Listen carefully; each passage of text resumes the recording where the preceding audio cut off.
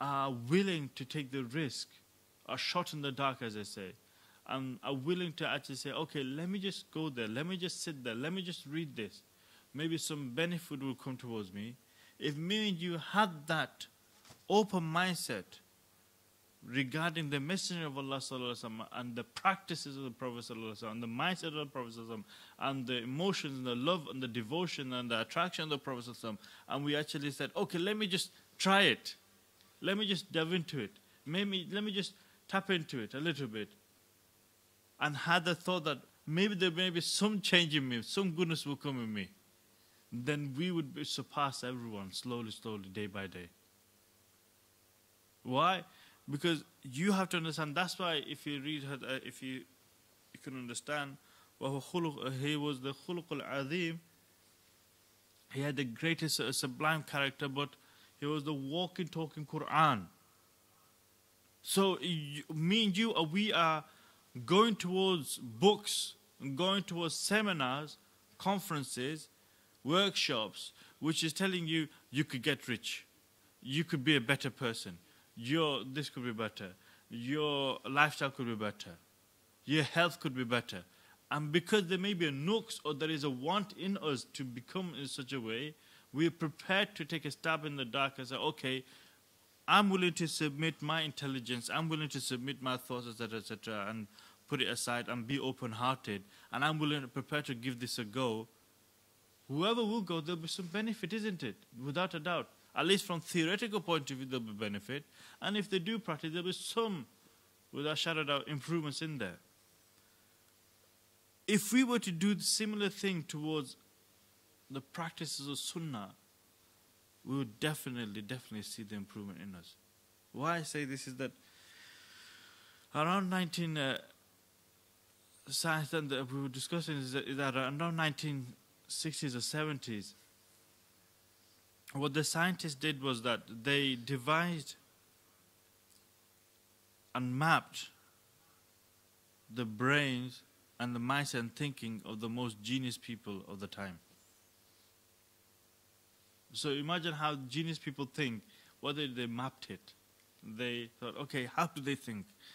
What in the subconscious, in the conscious world and subconscious world, consciously, how do they think? In every given scenario, why is this person a genius person? How did he become a genius person? He's become a genius because obviously his intelligence is different, but maybe there is a way in which he thinks and processes information, and how he actually fixes those information, stores information from whatever stimuluses that he gets from the surroundings, his sight, his sensories, organs of the body, how he touches, smells, sees, and takes in the information. Something's happening, processing the brain, and then he has a set of actions that he does. How does he do it? So they map this person's, these genius people brains, 2 of them or 2, 3 of them at the time, and they said is that, okay, took some research, they mapped it. They said is that this is how a genius person thinks. Is it possible that we can get subject A like Qais? Is it possible we can get Brother Qais here and apply this mindset, the way this genius person thinks? This average person or below average person, if we were to tell him that this is how this genius person thinks, let's just put it on him and tell him to start thinking and adopt the way in which he thinks consciously,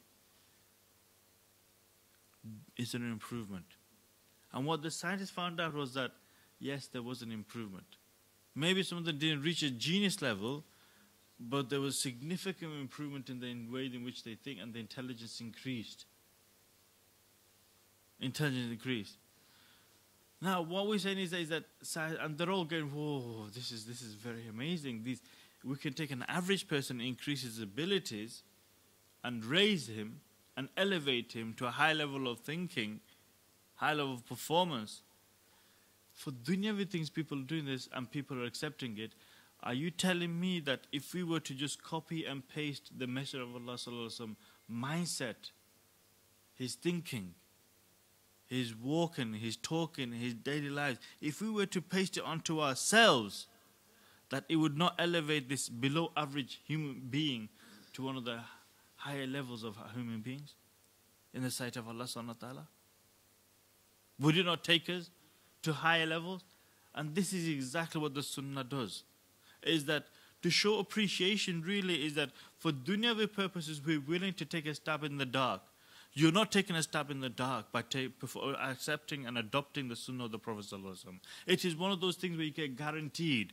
If you wanted such a product, Allah is saying, this is guaranteed, my servants. I have sent him. What have I done? Is that all of the wisdom, all of the knowledge and wisdom and hikmah on how to be successful in life as well as akhirah, I have given in the form of the Quran.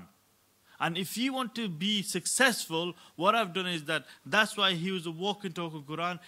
That Quran, the knowledge, the wisdom, the hikmah, the mindset, how to be a successful person in this life as the akhirah, that whole Quran, which is full of wisdom and light and guidance and hidayah and everything I put in the Quran. If you want to see it be manifest in physicality, the look at the Messenger of Allah, this is what it is. And all you have to do is, you might be thinking, okay, I don't know, I can't read Arabic, I don't understand. It's very beyond me. No, I have not made it so that only just intelligent people, scholarly people, knowledgeable people can actually understand this and implement this and take it into their lives. No, any single person should be able to adopt and should be able to paste that into their life. The Quran, i.e., the thamarat, the fruits, the summary of the teaching of the Quran, all of that is found in the Messenger of Allah. All you've got to do is come and implement that and manifest that and glue it into your life, in your bodies, in your heart, in your minds. If you were to do that, that is where you get elevation. Towards what? To Rabbul Alameen. You start getting elevated. Your intelligence gets elevated. Your morals gets elevated. Your akhlaq gets elevated. Your attachments gets elevated to Allah subhanahu wa ta'ala. Your muhabba increases. All of a sudden, this lowly, inferior, this lowly human being, sinful human being, as soon as he starts putting and utilizing the mindset, as soon as he copies and pastes the life of the Messenger of Allah into his life, he is no longer an ordinary human being.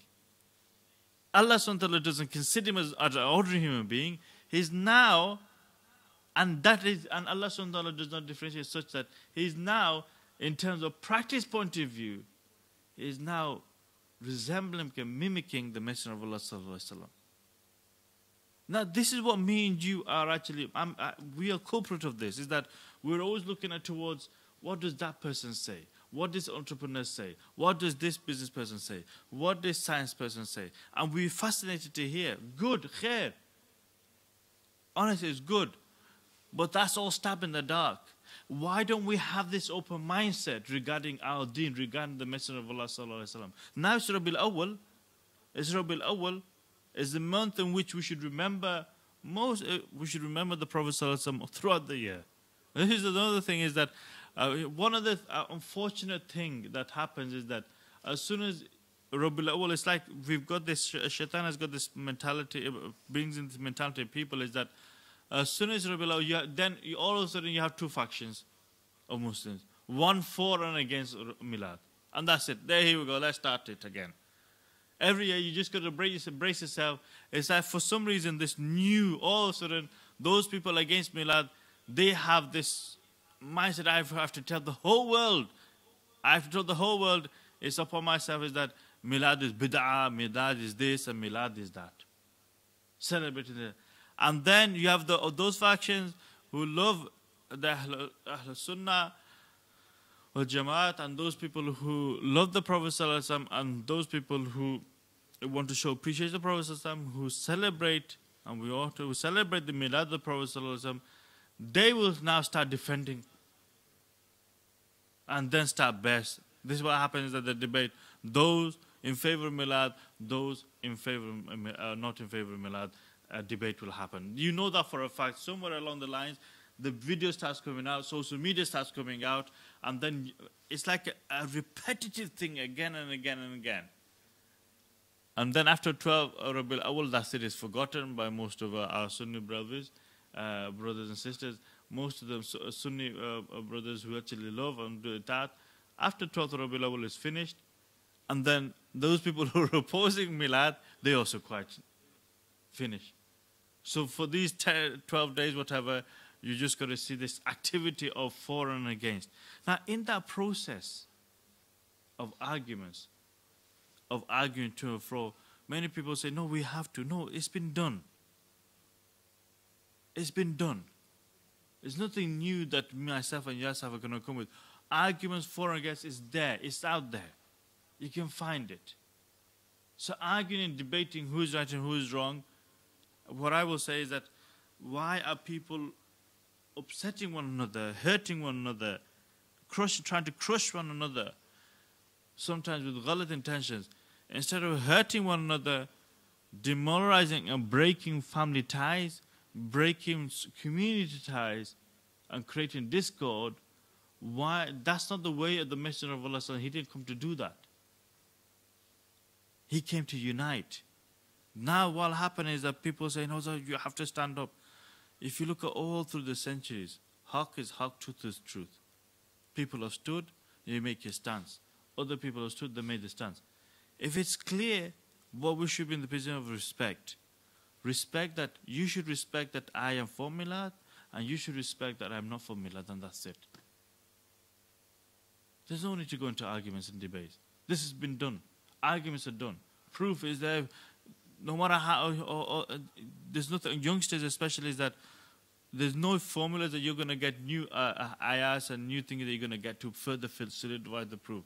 There's people who believe and there's people who don't believe. Simple as that.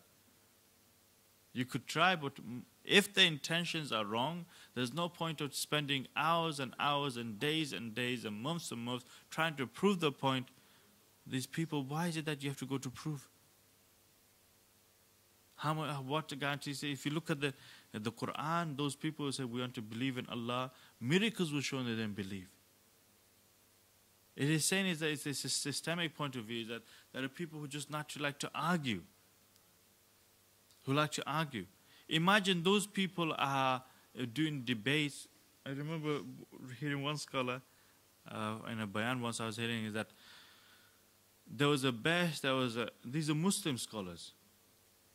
One party was to talk about the virtues and the beautifulness and the greatness of the Prophet ﷺ. And the other party was trying to find aib, nooks of the Prophet ﷺ and his life, his ways. And saying that, you hear this is that you shouldn't overpraise the Prophet ﷺ. Why? So he tried to find. The other scholar, Arab scholar maybe or whatever, he tried to find nooks and deficiencies of the Prophet ﷺ. Now what's happened is that they had the time, the debate was about to start. Before the debate started, both sets of scholars up there with an audience. The honorable scholar who actually was studying about the greatness of the Prophet, the shan of the Prophet ﷺ, his greatness. Before the debate even, this wisdom, before the debate even started, he said, my dear brothers, my fellow Muslim brothers, and also my fellow Muslim brother in terms of the scholar, this is respect, talking with respect. He said, before we start the debate of for and against, let's just look how we spent our night. What were you doing and what was I doing? I was looking through the Quran and from the Sunnah and the Qawl of the Sahaba. I was trying to actually find how an increase in my love and increase in my relationship of how, talking about the praise of the Prophet, his elevatedness, his rank, his status, and his qualities, that the sublime qualities of the Prophet, his elevated status and rank, all through the night. And this further invigorated my iman, my love for the Prophet. Also, I was looking for this. What were you doing? You were looking for shortcomings of the Prophet, nooks of the Prophet. As soon as the scholar said this, he started to cry and weep. And he did tawbah there. Is that he was one person, one individual is looking at good, khair, goodness, and the positiveness of the Prophet ﷺ. The other person he's trying to find, it's like he's trying to find defects, but there isn't. He can't find it. And who does that? Shaitan does that. That's why the scholars started crying, that I have been deceived by the devil. And he did tawbah there, without even having to go to any better argument. So it's a mindset. Some shaitan deceives them, is that it's a mindset. You give evidence, they're going to come back. You give another, they'll come back. They won't accept. What I say to both parties is that listen, accept it, especially youngsters. There's nothing new that the other party is going to give and you're going to give. It's all been written, it's there, it's fully available on the internet. It's the YouTube channels with different speeches and different things you can give. It's not going to work in terms of the fact that if a person is going to believe, he'll believe. And if he doesn't want to believe, he doesn't want to believe. Simple. But if he has an inclination, yes, he can have some effect. But in saying that, is that in both parties, what you see is that they're all arguing for or against. But if you look at the practice and the implementation, the thing we're supposed to do is show the appreciation. It will not be there. It's not there. The practice won't be there. Why do I say that? Is that if the practice was there, then it wouldn't be a celebration, remembrance for one day, 12th, or Rabiul Awwal, that's it, one night. Or like some brothers and sisters who have a gathering one night and that's it, it's forgotten after that. Or one procession on the streets and it's forgotten after that. It's just a slogan. If you really want to have success and if you really believe that this is going to be the way of success, that I will be elevated and I will be really enriched by following the Prophet ﷺ, is that it really should be implemented in your life full 24 hours. That is where you see the benefit. So how I was saying is that if you were to take the science down and the scholars and philosophers and they were to formulate a book and say that these are keys to success, and you said, okay, to this the word life I'm just saying, and you think, okay, let me just try this. If you were to do it, there'll be some benefit, but there's no guarantee. The difference between that and the way of the Prophet is that he, if you were to follow his way, his guidances and his teaching, there is a guarantee. There is a guarantee that you will be successful. Let's say, for example, if you look at the teaching of the Prophet ﷺ, there is not anybody in here who doesn't want goodness, is there? Khair, isn't it? We all want goodness. In whatever form. Goodness of health, goodness of wealth, goodness in marriage, goodness with our families, our kingship, our ties, goodness in society, goodness with time. Khair and barakat, we want this. Everybody wants this. There's not a single person who says, put your hand up if you want barakah and blessing. There's not a single person who said, no, I don't want it. No, I don't want it. Everybody wants goodness. And goodness is in form of all sorts of forms. It isn't just one thing. Alhamdulillah, if you got a good cook in the house, alhamdulillah, if your wife is good, your husband is a good cook, alhamdulillah, you have good food. Goodness. If you have wealth, alhamdulillah, you have good wealth and you spend the money in the right way, wealth is becoming good, then isn't it? Unfortunately, if you're spending it wrong, it's bad. So goodness in food, goodness in time, all forms of goodness, khairat and blessing. If you want this, whoever wants it, they say, yes, brother, I want it, I would want it.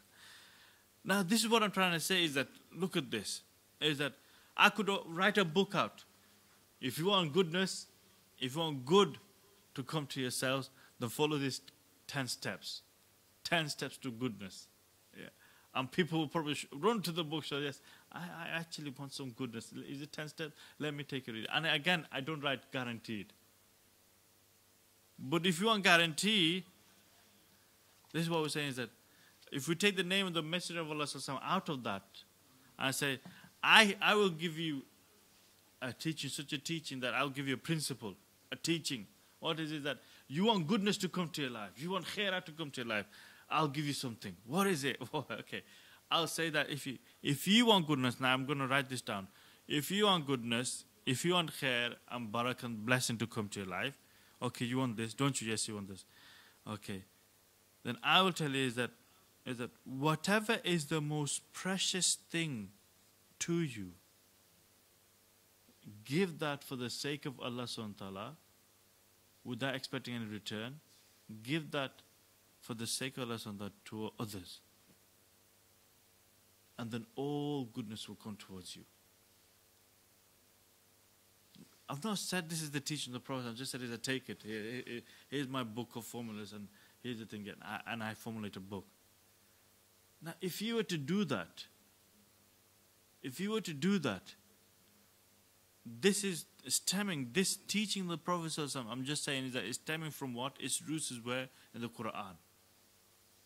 In the Quran. From the Quran, you've heard this before, Shaykh Ahmad Dabbagh, they've said this many times before. If all goodness, all barakah and blessing is locked into one, what is it? That whatever is the most precious thing towards you, spend that and give that for the sake of Allah to others, and you'll see goodness come towards you like a flood. So think about it. What is the most precious thing? For some of us, the most precious thing could be time. Everybody say, I'm very busy. Myself included. Brother, can you do that? No, I'm very busy. I'm sorry, sir. I'm very, very busy. I'm working. I have to deal with family. I have to do this. I have to do that. I'm sorry, I cannot do that. Brother, can you spend half an hour doing that? No, brother, I cannot do this. So some people, the most precious thing is time. They find it very difficult to give for the sake to others. Other person mean that all they want is that they just want your ear for maybe half an hour. Your company maybe for an hour. If you were to sacrifice for the sake of Allah, so without expecting anything back, let's get this lullaby out, let's get this trade bit out where I always want something out. In this world, for what happens is that a friend will give a lift to another friend because he knows that I will be stuck one day, I better give him a lift because he'll reciprocate that for me. A person lends the money because he knows that one day I might need some money and he reciprocates that. We do things. So sometimes unknowingly or unknowingly, we do it because we want that favor to be reciprocated. Here, what we're saying is that don't expect anything back. Don't expect any favors back. Don't expect anything back. If you do it for the sake of Allah subhanahu wa ta'ala and you don't expect anything to be given back, and it's the most precious thing. For some people, it could be time. I know that this person is lonely, he's depressed. I can give 1 hour of my time a week if I sit with him and give my soul, but you see goodness coming towards you. If I know, for example, the most precious thing, what is it? Intelligence. Alhamdulillah, I am a good writer. If I now spend my time, dedicate 1 hour, 2 hours of the week, and I give that dedication for the sake of Allah subhanahu wa ta'ala and write, which will help others, Muslims. And it doesn't necessarily have to be in religious ways, in community, in affairs. I'm a good writer. I can write towards MPs. I can push. I can stay committed, etc., etc. There's goodness. For the sake of Allah, you're giving that towards others. Whatever you can give to others, which is the most precious thing, you give for the sake of Allah subhanahu wa ta'ala to others, then Allah subhanahu wa ta'ala will actually reciprocate that back to you in many folds, which we can understand. But that was a prophetic principle, a prophetic teaching, which you can put and be assured is that if you were to put into practice, 100% is guaranteed of work. And that's the beautiful thing about the prophetic teaching. That really, truly, Allah subhanahu wa ta'ala has favored us. How the verse I recited is that the prophetic teaching, the prophetic wisdom is that it's not just theory only. Sometimes, many people say, theoretically speaking, it should work, but not trying it practically. Theoretically, it sounds really good. Practically, don't know. And there are some people who say, practically, it does work, but theoretically, I can't explain. I don't know how you can. So it's like you don't get this balance. So in other words, is that there are some people who are theoretical people and some people who are practical people. And what the Prophet ﷺ has done is that he's balanced and brought them together. Is that it's not just theory and practice, both together. There's theory there and there's practice there. The theory is the Quran and the Hadith, and the practice is look at his blessed Shama'il. Look at his ways. That's the practice. You want the Quran, now you want the thing, okay. Now that's why he will walk the blessed way he walks, the blessed way he talks, the blessed way he eats. This is the practice. Practical. So he wasn't just giving just theories, for example, saying is that spend whatever is the most precious thing for you. What is the most precious thing?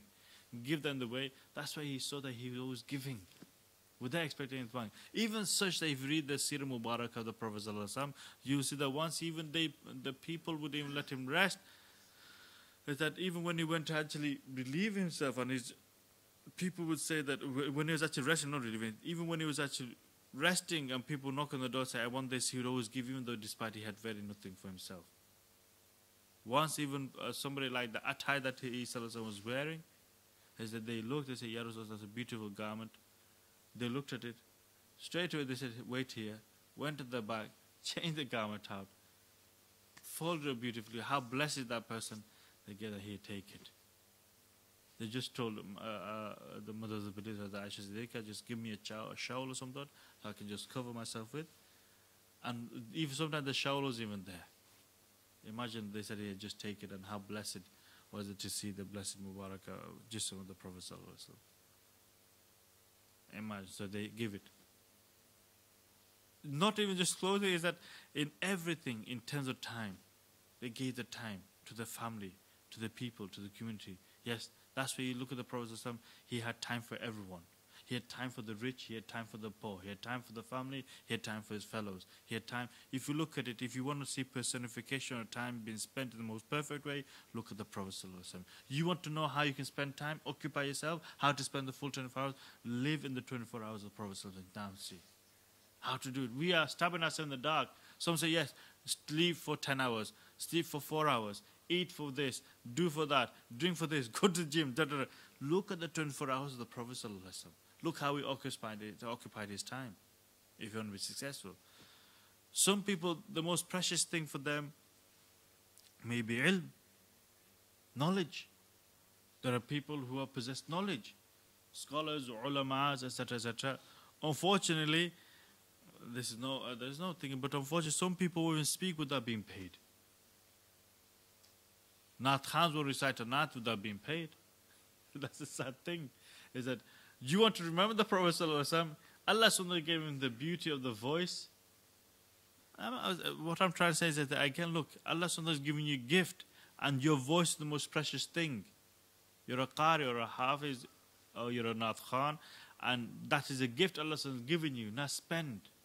In other words, is that instead of expecting money to be given to you for your wonderful voice, Allah Subhanahu is giving you a gift, and you want to say, Ya Rabbal Alameen, is that this is the most precious thing to me. Yes, I don't have wealth, I don't have riches, I don't have knowledge, I don't have ilm as such, but you give him the beauty of voice, the gift of a voice. Then what I can do for your sake, Ya Rabbal Alameen, I will now recite to the praise of you, the praise of the Prophet Sallallahu Alaihi Wasallam, for your sake, for your pleasure, without expecting anything in return. Allah Subhanahu will open doors of goodness. You see how the beautiful teaching of the Prophet, it doesn't narrow. It's not just for the elite. It's not just for the rich. It's not just for those people who are super intelligent. It's for everyone. It's all inclusive. It's for anyone and everyone. And that is a beauty, that it doesn't discriminate who you are, what you are, which position you're in. It's for anyone. And that's the beauty. That's why I said is that a common folk, maybe he's not a Chaudhry, maybe he's not a Jat, maybe he's not a Rajput, maybe he's not a Gujar, maybe he's not a whatever caste you want to call or whatever. He's not one of this. He's just a poor man, poor person, maybe born out of a slave, etc., etc. But Allah Subhanahu doesn't differentiate. He doesn't see this is a slave, this is a king. He sees that how much of that has this servant of mine now copied and pasted, merged the beloved teaching of my beloved into his life. That is his elevation. Sight of people is different, but we're not here for the sight of people, we're the sight of Allah and His Messenger. That is the most important. Because have you seen Waqia? Have you really seen? Have you not seen it? Is that those people who remember Allah, the friend of Allah, have you seen a worry on their face, a search for dunyavi things? If you were to see, for example, one person came knocking, time was Hazrat Umar Radhallahu Anhu, he's Amirul Mu'mineen, he came knocking, yes, he was going to complain about his wife, saying, oh, she's very, very bad to me, she's very naughty, etc., etc. Let me go and speak to him, give me get some advice. When he opened the door, he heard what he had to hear, what Amirul Mu'mineen was going through. He said, it's okay, I was going to come for something, but then it's okay. Make that for you. They both smiled, okay, they understood. Is that, yeah, you also go to, yes. Awliyaullah, Salihin, they go even more hardships than me and you. Yet still you won't see in their faces as such the hardships and trials and tribulations Allah puts them in. You won't see in their faces. How do they bear it then? Again, they applied that wonderful golden teaching of the Prophet ﷺ, and that is why you're not seeing it. Whoever will build, occupy, and learn and to nurture the mindset, the way the Prophet ﷺ thought. Imagine if we could think the way the Prophet ﷺ thought. If we could feel the way he used to feel. If we could actually love the way he used to love. If we could actually, I'm not saying we'll ever get to that level, no. Just try. Try to think the way he thought. Try to actually feel the way he felt. Try to actually act the way he used to act. Try to actually behave the way he used to behave. If we just do that trying and willing to give a go, then truly, Waqi, honestly, we will be the greatest ummatis around. But what's happened is that me and you, we don't go with the same mindset, you see, when it comes to deen. For dunya, yeah, we're willing to give it a go. We're willing to stab it. Yeah, why not? We've got nothing to lose. Why not do that for deen? Give it a go. There's the shamal. There's the practice of the Prophet ﷺ. There's his mindset. There's his feeling. There's his teaching. Give it a go. Try it. Let's say, for example, you got a bill. Well, every day in this month, try to implement one of the teachings of the Prophet ﷺ into your life. Practice it. Really see it and see if the significance of changing you. How you'll see how it changes you, it molds you, it guides you towards higher level of living, really. And that is what it is. You know, people want, everybody's coming up with formulas of diets, different things to live longer, to live better, to live fitter. Everybody's coming up with. But have you seen any of them coming out the formula that the Prophet has come out with about dividing your stomach into 3? If you were to do that, and really, Waqi, if you were to eat, don't look at me now, everybody, okay? If you really were to, people will remember here, if you really were to eat according to the way the Prophet actually ate, there can't be any doubt, shadow of doubt, that you'll actually ever put on weight. You'll overeat, that you'll be fat, etc., etc. There's no chance you'll be doing that. If people talk about exercise. See how, you see, if you were to look at it, that's why if you exercise, how does the hadith emphasize that? Is encourage exercise. Look at it. Is that instead of taking a car, for every step, you've heard the hadith, haven't you? You've read it. Is that he says how they're encouraging you to go by foot, is that for every step you take towards the masjid for salah, what is the reward? That's exercise, isn't it? Take the steps. Go by foot. Walk. You've also heard the Prophet what's the blessing have with the Prophet? You know, people talk about exercise. No, look at it. He was exercising. Was taking a walk. Was taking a stroll. The British Heart Foundation, they said is that a person should do a certain number of steps a day, even if it's just walking. Not even Bristol, just walking a day, certain number of steps a day, that will be good for his heart. He used to walk, time of Ishraq, they'd walk, and sometimes a time of Asr, they'd walk. You see that? That walking. Encouragement is there. Now, if you want to see, reciprocate that those of you who've been on Jamaat and those who are on Jamaat now, they'll see that what's one of the blessed habits of our teacher? What are they doing?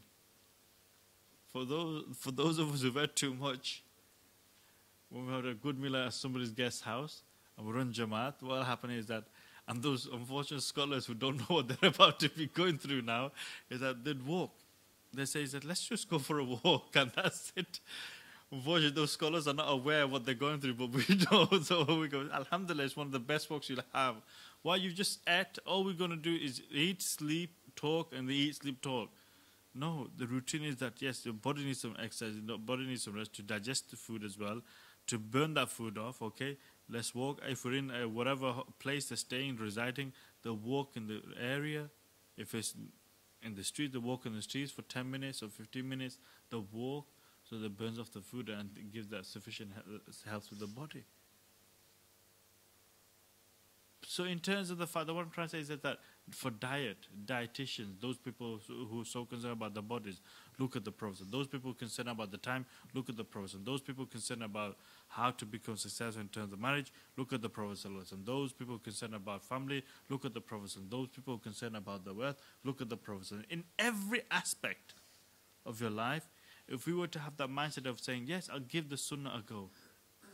Let's try it. Let's try to adopt it. You'll see that we'll become the most successful people on the face of the earth. But we don't have that mentality. Our heart is not actually of that heart of, yeah, let's try it and give it a go.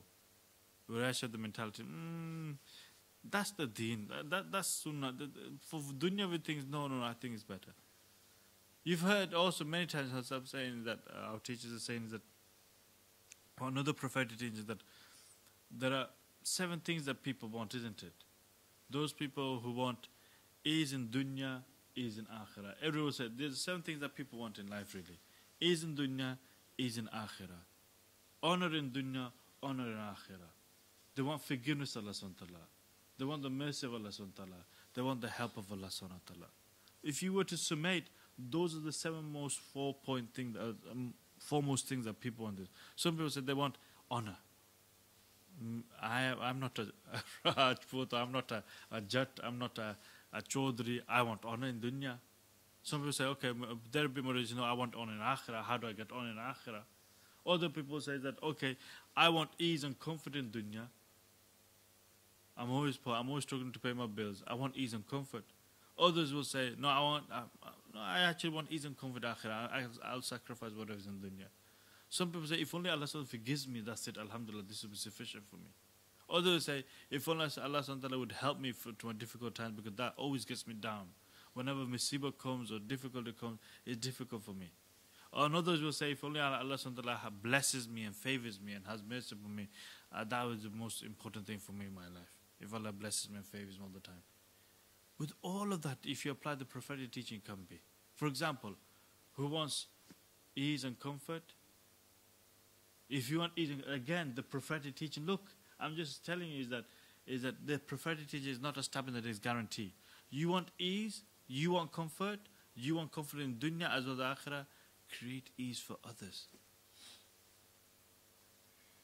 Create ease for others. Again, this is the mindset, this is the molding of the mindset, the mentality of the Prophet ﷺ, and look at it. If we start doing that, implementing this, he's saying that you want ease, you want comfort and happiness, you want this, okay? Create ease for others. Have you not seen it when you open the door for someone? You are all witness to this. You'll go out. Even, for example, like the fact that I asked Brother Ijaz to actually give a chair to Rajasab. You created ease, but how is your heart feeling? Is there ease? You open the door for someone, you give a seat up for someone. Yes, you might, but it's ease. Something happens there when you do and give that assistance. Automatically, your heart is at ease. It's in comfort. And that is what it is that this is called guaranteed. You know, they're not in the stuff in the dark. Is that this is the prophetic teaching. Bring it in. This is the prophetic teaching. You want to go towards the scholars, you want to go to those philosophers, you want to go to those people who get rich quick and get intelligent quick and pass your exam quick, etc., etc. You want to go for that, and there's no guarantee written on there, but you're willing to stab in the dark. I'm saying to yourself is that if you have the mentality, I'm willing to stab, I'm willing to give it a go, I'm willing to actually do it, then come and do it towards the Sunnah. And you'll see that not only will you see that it will work, it will be 100% guarantee it will work. That's what Allah and His Messenger are saying. So, if you want ease and comfort, create ease and comfort for others. You want forgiveness from Allah, forgive others. Forgive others. Most hard. If you cannot forgive others, then ask yourself, is that how is Allah subhanahu? Well, Allah subhanahu is Ghafur Rahim, and He can, and He is, and He's willing. People are not believing in Allah. Allah subhanahu is still providing food for them, help them, give them life. Can you imagine?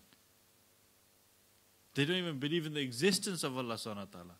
It's like, just so they make it understand, well, I don't even believe you. Even though you're in front of me, I'm seeing you, I don't even know you. And we're supposed to be best of buddies. We are still. We're supposed to be, don't take anything to offense, we just talk. So we're best of buddies, and I say, I denounce you, I disown you, I don't know you. I said, how hurt would you feel? You'd be very upset. Then I don't want to know you because you've done something wrong to me. You've really, but if you were to come and ask me, Brother Qais, can I have £10 for a bus ride or taxi home? I said, do not even think about asking me £10. Don't even bother asking me. Don't even bother asking me. Don't even ask for any, even to stay in my house or to actually borrow my PS3 for whatever, etc. Even my games. No, I'm not going to give you no games. I know Brother Azhar is after a VR, but I'm not even going to give you that either, okay? I'm not going to give him that either. He can't borrow it anymore. He can't borrow the games. He can't borrow the PlayStations or anything like that. No, because I disown him because he's done something wrong. That's how we are, isn't it? But look at this, is that with Allah subhanahu wa ta'ala, is that people are not even believing. People are not even believing in existence. Yet Allah subhanahu wa ta'ala is still giving them, feeding them, giving them life, the most precious thing. Existence and life and recognition and honor to a certain extent. Even though people are disobeying Him.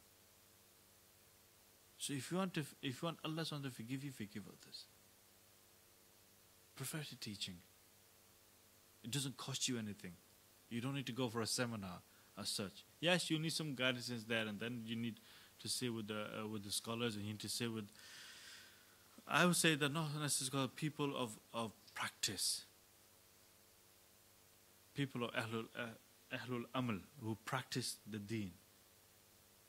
Real ulama Rabbiin, the real ulamas, the real awliya salihin. Stay with them and learn from them. And they'll show you how to actually do that, manifest of that.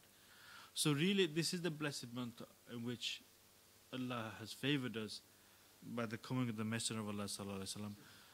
We can show that appreciation, we can show that love, and we can show that thankfulness by not only just sending salawat and durood of Prophet sallallahu alaihi wasallam, not only by actually remembering him, but the best way to remember is to practice his teaching and to give life. His teaching are like jewels and gems of goodness and of light and hidayah and such nourishment and such light that a person was to actually take and intake, it actually enlighten himself and enlighten others with. That's how they are. These teaching, these light, these precious jewels, precious gems are so precious inside Allah subhanahu wa ta'ala, nothing else equates to it really. And it is alive. His teaching is alive. The thing is that without his teachings, we're dead. So if you want to really start feeling alive in this month, many people, you hear this term, I'm dead. I feel dead. Isn't it? You feel, many brothers and sisters, you hear them with this, they'll use this phrase, I feel like I'm dead. A zombie. Nothing's there in the heart. Body shell is there. Nothing else is there. Bring life is that start reciting salawat in this blessed month. You start to feel. Start actually remembering the process. And now your mind is being enlightened. Start practicing. Then you have the holistic feeling of what Rabiul Awwal should be like. Not just through the heart, just experience a little bit of tears, shedding a few tears of joy and happiness. Not just the mind just thinking of the Prophet ﷺ. No, the body is missing out. Practice. That's the holistic concept of actually celebrating the Milad of the Prophet ﷺ, is that what you do is that you practice, don't just talk, don't just think, don't just remember, but practice his blessed teaching and give, not life to this, I wouldn't say give life to yourself by implementing the teaching of the Prophet ﷺ. Because it is through his teaching that we will really feel the real living. Hayat al-Tayyiba of this world and Akhirah. That's what we are craving for. The real living. That's why we're feeling dead, depressed, sleepy, nauseous, towards even, have you not seen it? Is that the person has wealth, he's got intelligence, but he feels dead, he doesn't want to do anything. So in order for us to really feel alive again, let's experience the higher form of living, which is the Sunnah. His sunnah is a higher form of living where we have get elevation in terms towards Allah subhanahu wa ta'ala, towards His obedience, towards His pleasure in this life as well as the akhirah. Subhanakallah wa bihamdik. Ashhadu an la ilaha illa anta astaghfiruka wa atubu ilaik. If you have any question, you may ask. Otherwise, inshallah, we'll stop here for Fajr. Maybe we can quickly do some azkars and then we'll do some Fajr. Okay, Jazakumullah. May Allah bless you and enable us all to actually truly remember the Prophet in the best possible way. Jazakumullah.